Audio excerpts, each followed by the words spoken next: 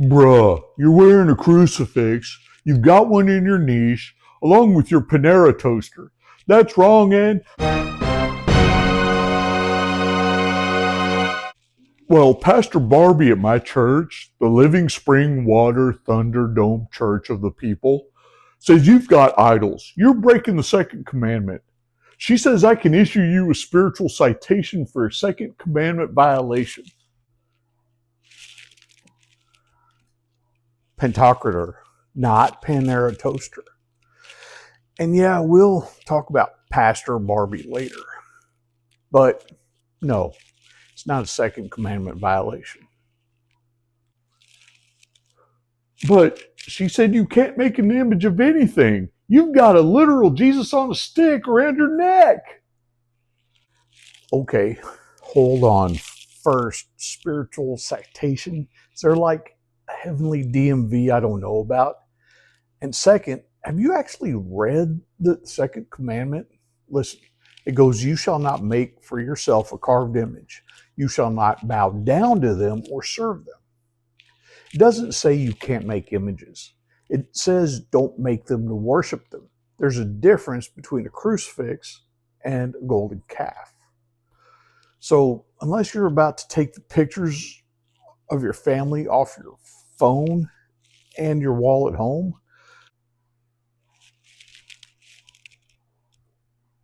we both know that's not what the commandment is forbidding. Crucifixes go way back. The early church didn't avoid imagery. They used it to confess faith. The catacombs have Christ as a good shepherd, and yes, even early crucifixion imagery. By the 5th and 6th century, crucifixes were common and not just in the Roman church. And they weren't idols. They were a visual confession. Christ crucified for sinners.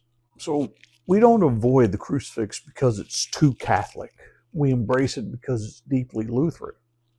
The crucifix shows us Christ in his suffering, not a sanitized, happy Jesus giving high fives.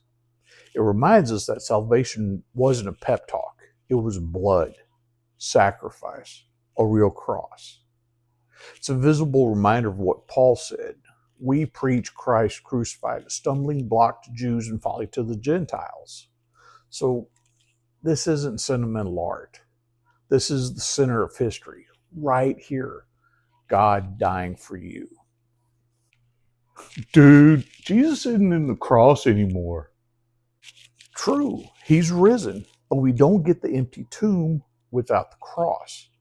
The theology of glory is real, but it only comes through the theology of the cross. So, to paraphrase Luther in the Heidelberg Disputation, a theology of glory calls evil good and good evil. A theology of the cross calls a thing what it actually is. No cross, no crown.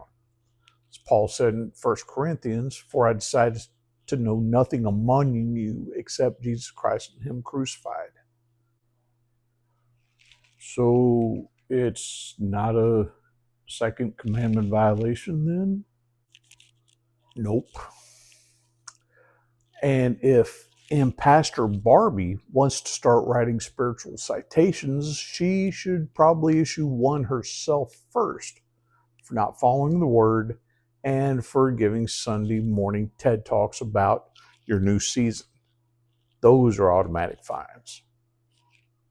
If you're enjoying these That's Too Catholic videos, go ahead and let me know. If there's anything you want me to cover, that'd be helpful as well. And as always, go ahead, like, share, subscribe. This kicks the video out so more people can learn Lutheran doctrine.